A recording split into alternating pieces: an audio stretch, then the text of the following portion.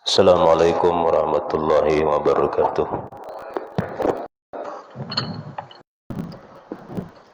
Astagfirullahaladzim. Bismillahirrahmanirrahim. Alhamdulillahirabbil alamin. Wassalatu wassalamu ala asyrafil anbiya wal mursalin sayyidina Muhammadin wa ala alihi washabbihi ajma'in. Amma ba'du. Alhamdulillah, kita panjatkan syukur kita kepada Allah pada hari ini kita bisa berkumpul di masjid ini. Kemudian selawat dan salam kita haturkan kepada junjungan kita Nabi Muhammad SAW, pada sahabat, kerabat, tetangga dan seluruh kaum muslimin dan muslimat sampai hari akhir nanti. Pada kesempatan ini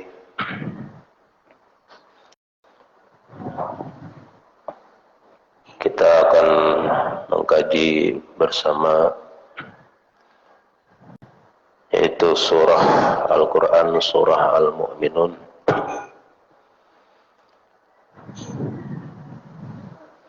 Mudah-mudahan perkumpulan kita perkumpulan yang diridhai oleh Allah Subhanahu wa taala. Amin ya rabbal alamin. Bismillahirrahmanirrahim. Qala Allah Subhanahu wa taala,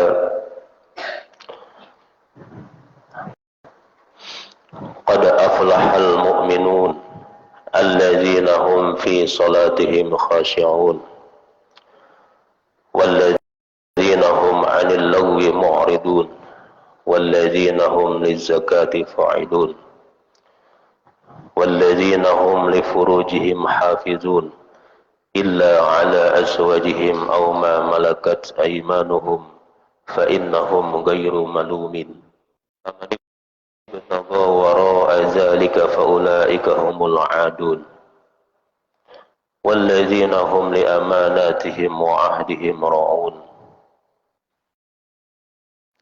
walladzina hum 'ala salawatihim yuhafizun ulaika humul warithun alladzina yarisuna al-firdausa hum biha khalidun. Shadaqallahul azim. Bismillahirrahmanirrahim. Qala Allah Subhanahu wa taala, qad aflahal mu'minun. Sungguh beruntunglah orang-orang yang beriman.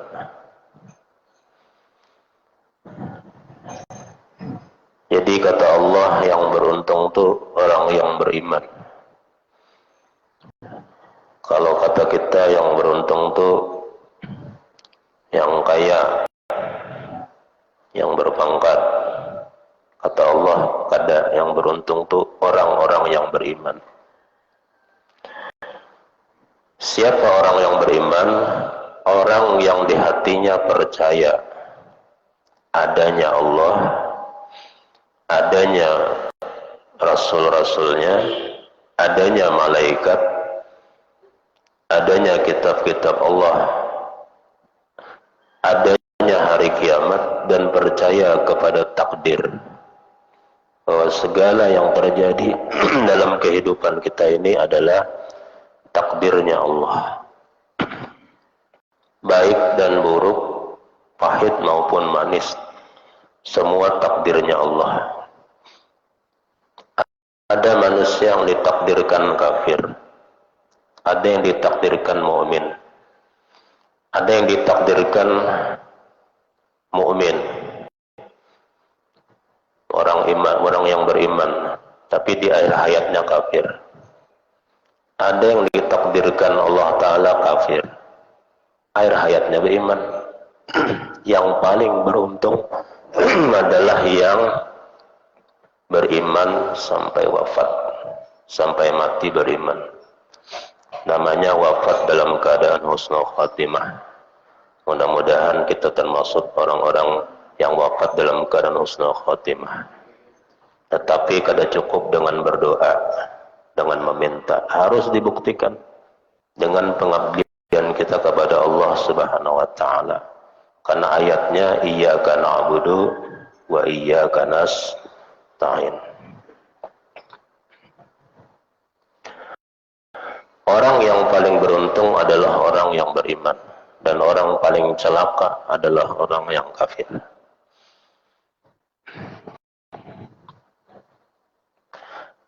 Kemudian di ayat yang kedua sampai dengan ayat yang ke-10, Allah menyebutkan ciri-ciri orang yang beriman, yang bujur-bujur keimanannya. Jadi kita mungkin kalau ulun disuruh pengajian kayak ini, disuruh cari tema sendiri, bingung juga mencari tema ya. Baik, kita fokuskan ke tafsir. Ulun pakai tafsir syarah daripada Jalalain. Biasanya tafsir paling kecil itu Jalalain dan dipakai di semua pondok pesantren. Cuma ulun pakai syarahnya, jadi tafsir As-Sawi namanya. Ya. Kalau ada pengajian lagi, kena berarti kita sambung lagi gitu nah. Sampai selesai surah Al-Mu'minun, pindah lagi ke surah yang lain. Jadi pengajian kita pengajian tafsir. Kita lanjutkan yang pertama. Ciri daripada orang yang beriman, alladzina hum fi salatihim khashi'un. Orang-orang yang di dalam salat mereka itu khusyuk. Khusyuk di dalam melaksanakan salatnya.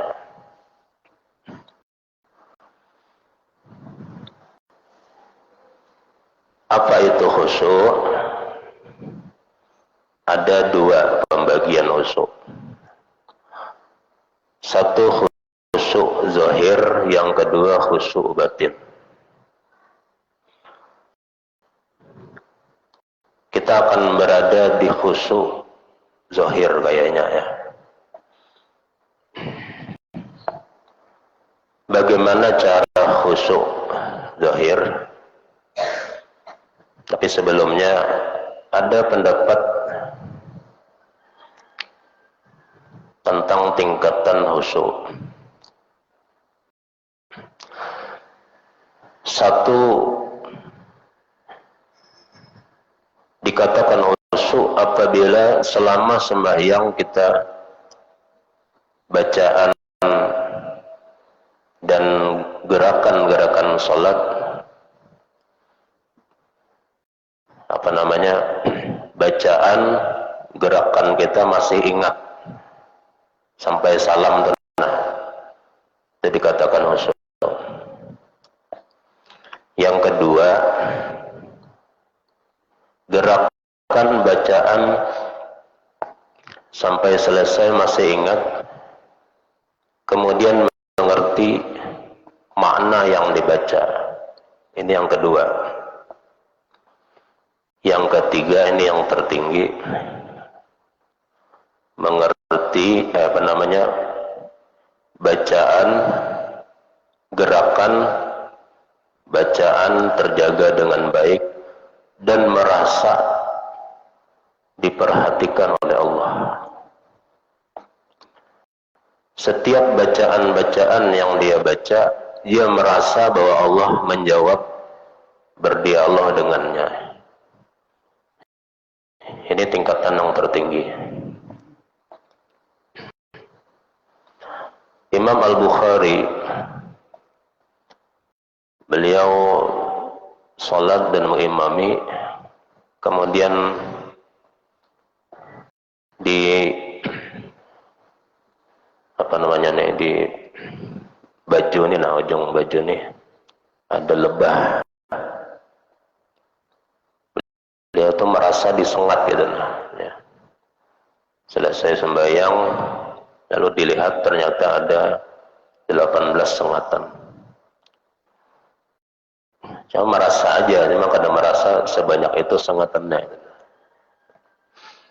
Nah, bagaimana dengan Sayyidina Ali yang terkena panah ya? Kalau panah itu tidak bisa dicabut, sangat sakit sekali. Kemudian beliau berpesan, ketika aku sholat cabut. Maka ketika Sayyidina Ali sholat, kemudian tabib mencabut, mematahkan panah tadi, kemudian mencabut. Selesai, Sayyidina Ali tidak tahu bahwa itu sudah dicabut. Ya, itu tingkatan yang tertinggi. Ada beberapa pendapat ulama tentang khusyuk, ya. Satu diantaranya Imam Al-Ghazali mengatakan seseorang hanya akan bisa mencapai khusyuk bila dia melakukan wudu dengan wudu yang sempurna, baik sunnah-sunnahnya maupun rukun-rukunnya. Ini sudah belajar juga tentang wudu. Itu langkah bersama. Kemudian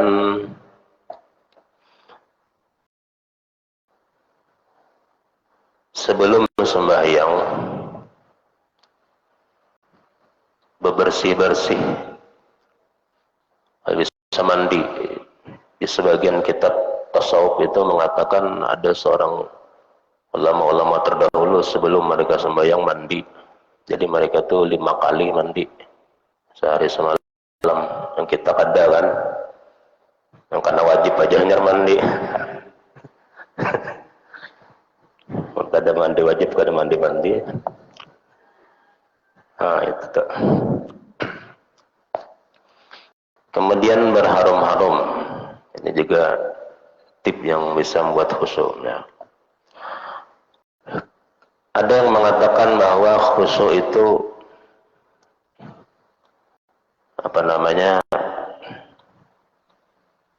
bacaan, kemudian rukun-rukun sembahyang ini betul-betul dikhusyukkan. Nah, termasuk bacaan sembahyang ini harus disuarakan. Jadi ada gerakan sembahyang, ada bacaan ini didengar oleh telinga kita sendiri. Maksudnya jangan kada bersuara gitu. Nah, itu tip khusyuk salah satunya. Nah, kemudian ada yang mengatakan selama sembahyang pandanglah, mata ini makruh dipejamkan. Jadi jangan berpejam. Kalau pinatu guring. Karena ada yang berpejam, terabah habis tuh. Apalagi surah sajadah ya lah. Jadi jangan berpejam. Di kitab tuh makruh berpejam. Ya. Buka mata tapi jangan terlalu lebar. Ya. Lihatlah tempat sujud. Ya. Jangan melihat kemana-mana. Ya. Karena itu kada akan khusyuk.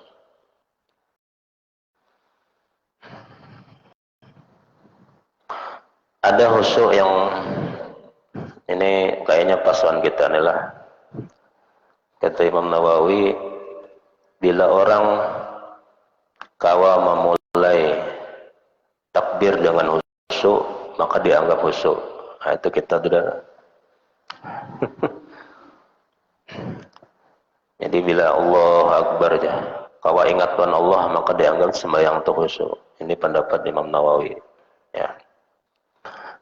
Sedangkan khusyuk dalam arti khusyuk batin atau hati adalah menghadirkan di dalam hati Allah. Tidak ada memikirkan masalah keduniaan. Ada sembahyang kita ini kada khusyuk, cuma kusut sembahyangnya. Kusut kemana-mana. Nah itulah sembahyang kita. Yang mudah-mudahan Allah berikan anugerah bisa sembahyang khusyuk. Amin ya rabbal alamin. Itu ciri orang mukmin yang pertama, sembahyangnya khusyuk. Yang kedua, walladzina hum 'anil lagwi mu'ridun. Orang mukmin itu, orang mukmin yang beruntung itu adalah mereka itu menjauhi daripada hal-hal yang sia-sia, baik ucapan maupun perbuatan. Jangan melakukan hal-hal yang sia-sia.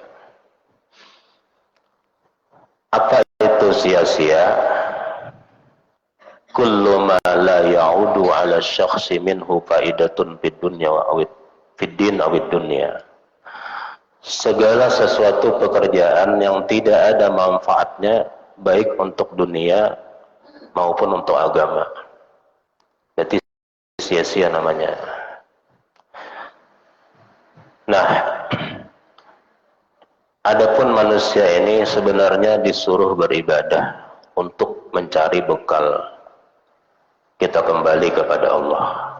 Itu satu. Yang kedua, manusia ini harus berusaha dalam hidup dunia mencari bekal untuk kehidupan.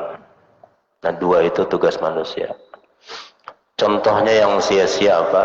Berbicara, bepanderan, kesana kemari, berjam-jam.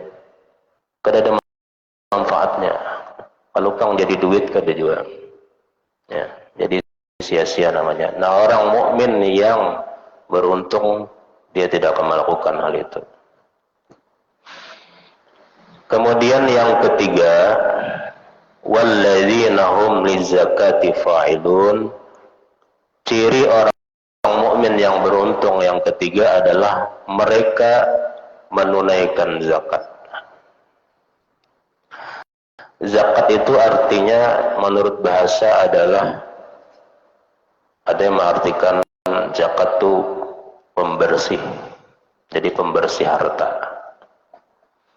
Ibarat air kalau tidak mengalir, misalnya dalam tandon terdiam berbulan-bulan, pasti ada penyakit di dalamnya, banyak jentiknya.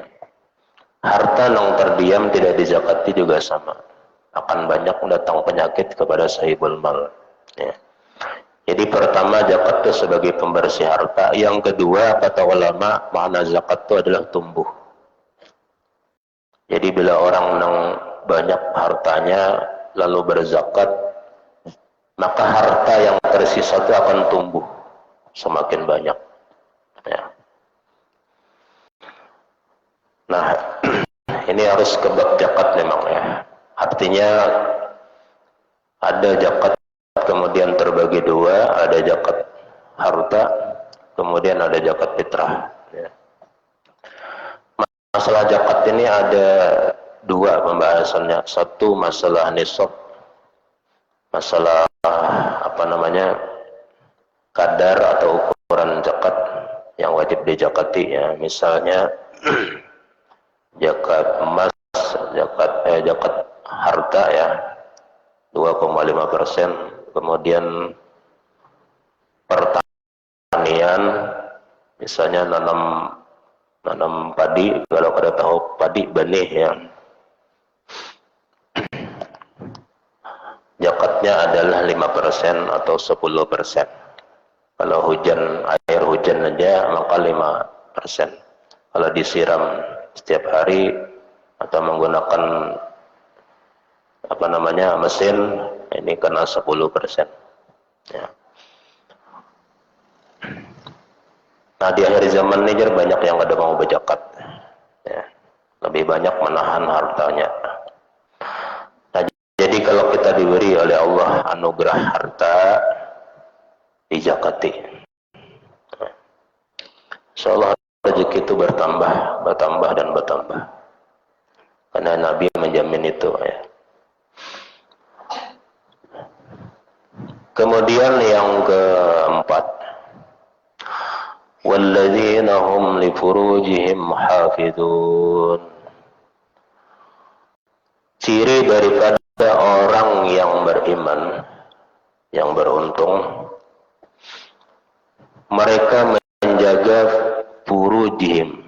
Nah, furuj ini kemaluan. Tahu aja kalau pian kemaluan ni lah. Kenapa disebut kemaluan ya? Karena kalau kelihatan malu, ya itu disebut kemaluan. Artinya ngintu jangan dihambur-hambur kemana-mana. Dijaga. Kepada siapa boleh? Illa ala azwajihim, kecuali atas istri-istri mereka. Nah, ke bini seorang aja yang boleh. Aw ma malakat aymanuhum, atau kepada budak-budak mereka. Budak ini sebenarnya adalah dari peperangan. Jadi bila terjadi peperangan kemudian ada tawanan, nah tawanan ini statusnya budak. Mereka akan dipenjarakan dengan status budak. Apabila mereka masuk Islam, statusnya masih budak ya. Tetapi ada anjuran Islam untuk memerdekakan budak. Di antara bini-bini Nabi itu ada yang budak asalnya, bernama Sofiyah. Kan bini Nabi ada 9, Aisyah, Aisyatun, Hafsah, Aisyatun wa Hafsatun wa Saudah, Sofiyatun, Maimunatun, Maramlah, Hindun, Zainab, Juwairiyah. Nah, si Sofiyah ini adalah budak. Artinya perang lalu tertawan. Dan Sofiyah ini paling bungas. Sehingga semua sahabat tuh kalau berbagi jadinya aku memilih Sofiyah. Laki-laki normal kan, nggak ada ketujuh binian, nggak ada normal. Yang lain ya juga kalau berbagi harta perang, kan aja aku milih Sofiyah. Lalu Umar mendatangi Nabi dan mengatakan kepada Nabi, "Tian yang harus menikahi Sofiyah." Ya Nabi, ayo kalau kayak itu aja. Maka Nabi pun menikahi Sofiyah. Sahabat yang lain berdiam akhirnya.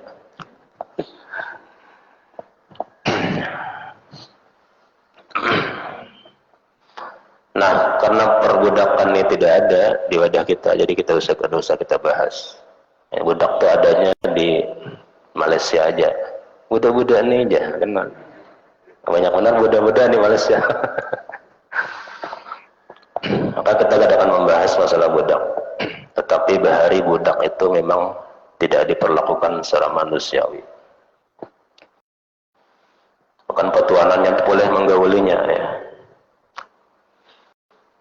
Bahkan dibunuh pun tidak ada undang-undang yang melindungi mereka.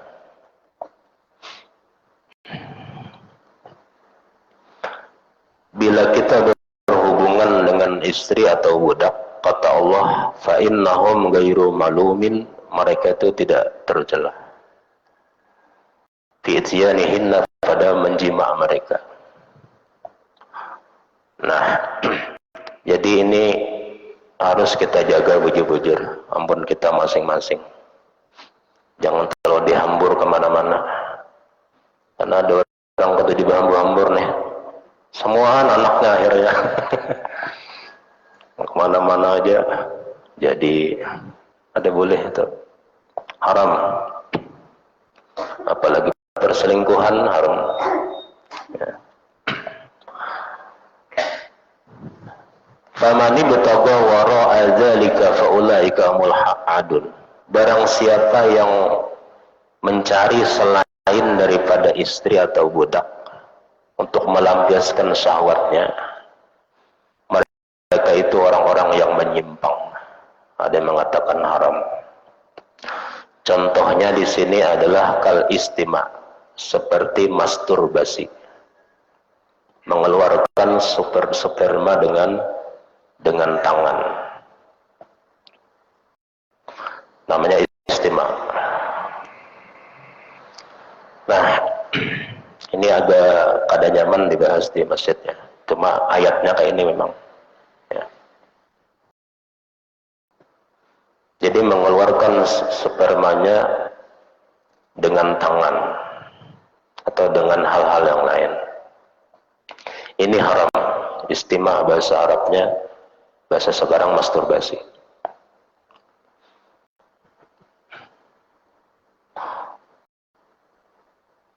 Atau kepada orang-orang yang tidak halal, karena ada yang haram dinikahi. Di antaranya mama dengan sanak kita ya Allah, dan banyak lagi yang haram-haram dinikah itu. Tidak boleh melampiaskan ke sana. Nah, orang-orang yang beriman, yang beruntung, yang bisa memelihara, jangan asal-asal mengeluarkannya. Maaflah, ini ayatnya kayak ini.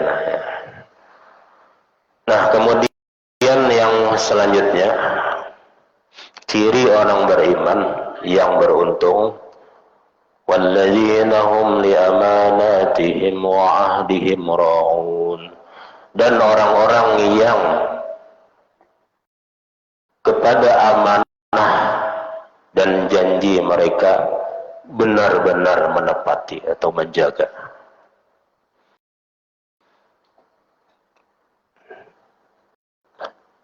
Manusia ini terikat oleh dua hal. Satu, amanah. Dua, janji.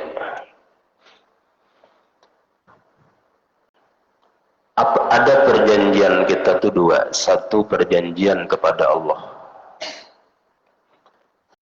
Kita sudah berjanji akan sembahyang, akan puasa, akan zakat, haji bila mampu. Itu perjanjian kita kepada Allah. Orang mukmin menepati janji-janjinya. Dia akan puasa, dia akan sholat, dia akan berzakat, dan berhaji bila mampu. Itu satu. Yang kedua, ada amanah, ada perjanjian sesama kita. Nah, ini kada nyaman dia menjelaskannya, cuma penjelasannya kayak itu ya. Contohnya, agama Islam ini mengatur tentang seorang juragan dengan seorang karyawan. Pertama, bos inilah Allah, Rasulullah berpesan kepada para juragan. Kalau di pegawaian itu apa ya? Juragan itu bosnya atau mandor. Allah katakan, a'til ajir ujratahu qabla ayyajiffa uruqah. Berikan upah kepada seseorang yang kamu pekerjakan sebelum kering peluh. Berikan upah kepada orang yang kamu pekerjakan sebelum kering peluh. Ya, rata-rata orang pegawai itu berpeluh, Nabi menyebut sebelum kering peluhnya. Apakah harus kayak itu? Kada jawaban. Konteksnya kan kayak itu ya.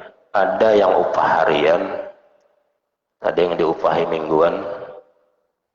Orang Jawa tuh kamisan ya, jadi setiap Kamis gajian. Ada yang bulanan, tergantung kesepakatan. Cuma sebagai juragan, kalau memang janjinya harian, bayari harian. Kalau upahnya adalah mingguan, bayari mingguan. Itu janji dan amanah kepada juragan. Jangan membayar karyawan itu sekehendaknya, haram. Janji itu wajib ditepati, haram kada menepati. Kalau janjinya mingguan, mingguan. Itu satu untuk juragan. Tetapi kemudian Allah juga mengingatkan para itu tadi juragan lah. Ini para pekerja, karyawan, karyawati. Allah berfirman, innallaha ya'murukum an tu'addul amanati ila ahliha. Orang yang digaji juga harus bekerja dengan bujur-bujur. Karena ada janji, ada amanah yang dia wajib pegang.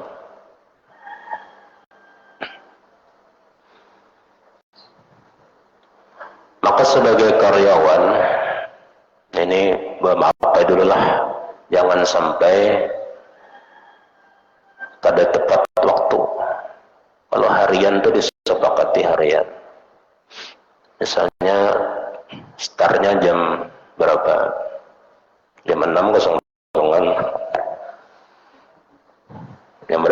ada papana. Jam 8.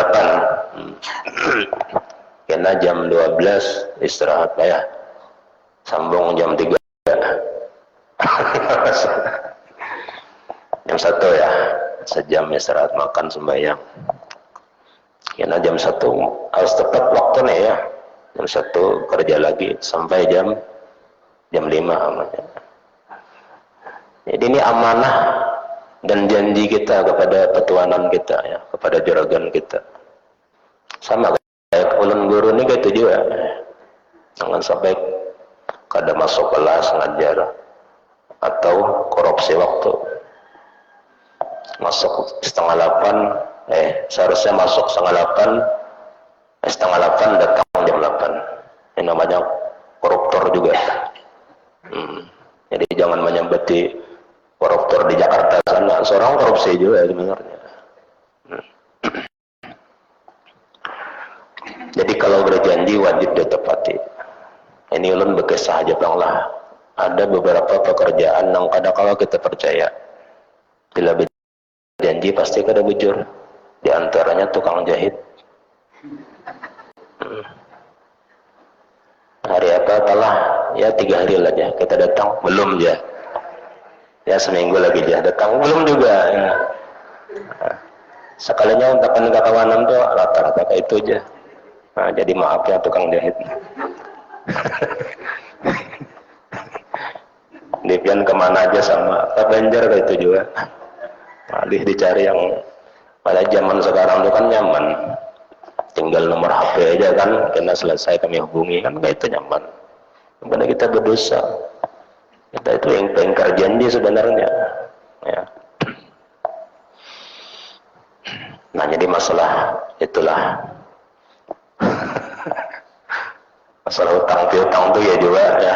Ada yang berhutang janji, ya seminggu lah berhutang dia. Kena aja belum ada duitnya dia. Ya, berdosa sudah itu. Haram hutang janji itu ya. Haram membatalkannya.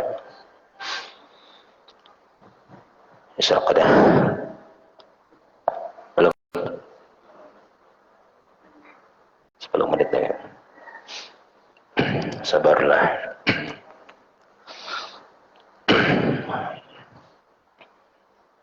Jadi ngalih mencari nang jujur-jujur nih ngalih nang tepat janji. Nang diberi proyek-proyek itu banyak menipu. Padahal ada janji, ada amanah. Ya jalan-jalan itu kan proyeknya ya, karena dikurangi semennya untuk mendapatkan keuntungan. Itu yang terjadi, saudara-saudara sekalian. Apapun profesi kita itu ada amanah, ya. Ada janji, ada amanah, yang wajib kita harus jalankan, kita jaga. Kemudian walladzina hum 'ala shalawatihim yuhafizun. Ciri orang mukmin yang paling beruntung adalah, Allah mengulangi lagi lah, orang-orang yang selalu menjaga salat mereka. Maksudnya apa? Yuqimunaha fi awqatiha. Berusaha melaksanakan salat di awal waktu. Ini mukmin yang beruntung. Maksudnya apa? Aktivitas apapun wajib kita hentikan kalau mendengar suara azan. Segera untuk melakukan salat.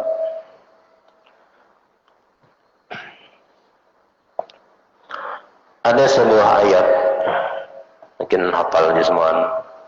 Wailul lil musallin, fawailul lil musallin alladzina hum an salatihim sahun. Sahun itu sebenarnya bukan diartikan lupa.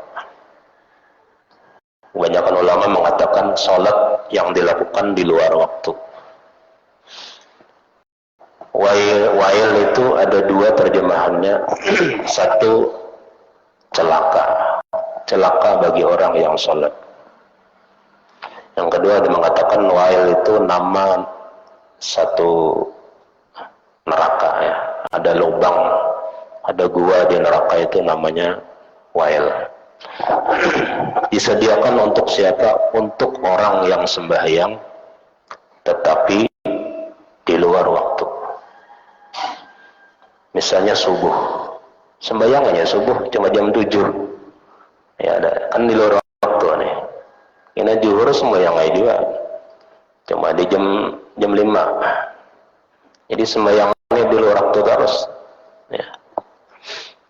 Ada orang mengatakan nang sembahyang aja masuk neraka aja, baik ada sembahyang. Itu kan jawabannya nang sembahyang aja masuk neraka, apalagi nang ada sembahyang mas pasti neraka sudah. Lagian juga surga neraka itu kan ada takdirnya. Jadi orang tuh sudah takdirnya untuk apa beribadah. Kita harus memikirkan masalah itu. Yang penting kita beribadah. Ketika nanti kita menghadap Allah, takdir kita neraka namanya. Sementara Allah melihat kita ketujuh ibadah. Masa takdir itu tidak akan berubah?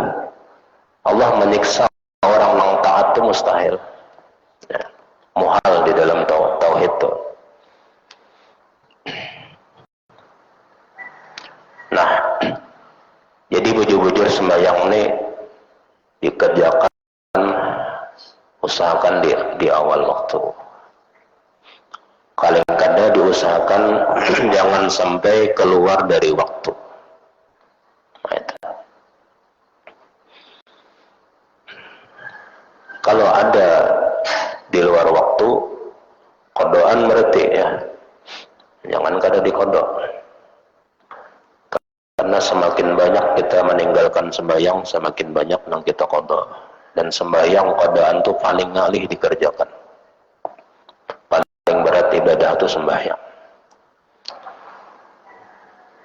Lalu di akhir ayat Allah mengatakan, ulaika humul warisun, orang-orang yang sembahyangnya khusyuk, kemudian menghindari hal-hal yang sia-sia, baik omongan maupun perbuatan, kemudian orang-orang yang berzakat, orang-orang yang bisa menjaga kemaluannya, kemudian orang-orang yang menunaikan janjinya dan amanahnya, benar-benar ditunaikan, kemudian menjaga sholatnya tepat waktu. Allah mengatakan ulaika humul warisun, mereka itulah orang-orang yang Allah berikan warisan. Apa warisannya? Alladzina yarisunal firdaus. Mereka lah orang-orang yang akan Allah wariskan kepada mereka surga firdaus. Apa itu surga firdaus? Huwa jannatu a'lal jinan, dia adalah surga yang tertinggi. Namanya surga firdaus. Hum fiha khalidun, bermula mereka padanya, khalidun yaitu kekal abadi selama-lamanya. Jadi surga firdaus, surga yang tertinggi. Apakah kita bisa berada di sana? Bisa ya. Semua tergantung kita. Ada bocoran-bocoran untuk bisa ke sana. Ya di antaranya ini tadi. Ya. Mun kada ke firdaus, ya penting masuk surga lah. Itulah. Karena di syair itu dikatakan ilahilastulil firdaus si ahla. Wahai Tuhanku, masuk surga firdaus tuh kayaknya kada layak. Ulun masuk sana aja. Wala aqwa ala naril jahimi. Tapi masuk neraka ulun kada kuat juga aja. Ini Abu Nawas ya. Jadi surga firdaus kada cocok, kada layak, lain maqam ulun aja. Tapi masuk neraka kada tahan juga. Allah bertanya, ikam hendak apa? Fahabli taubata waghfir dzunubi. Berikan kepadaku taubat, terima taubatku, ampuni dosaku. Itu aja permintaan Abu Nawas. Fa inna ghafiruz dzambil azimi. Karena engkaulah orang yang mengampuni dosa-dosa yang besar. Nah itu. Mungkin itu aja lah. Ya lah. Masih sah. Nanti kita lanjutkan ayat ke-12 dan seterusnya ya. Wallahu a'lam bishawab. Kafaratul majlis. Subhanakallahumma bihamdika asyhadu an la ilaha illa anta astaghfiruka wa atubu ilaik. Mohon maaf bila ada salah dan khilaf. Bila ada Allah sampaikan kesalahan mohon ditaburkan. Demikian, assalamualaikum warahmatullahi wabarakatuh. Siapa?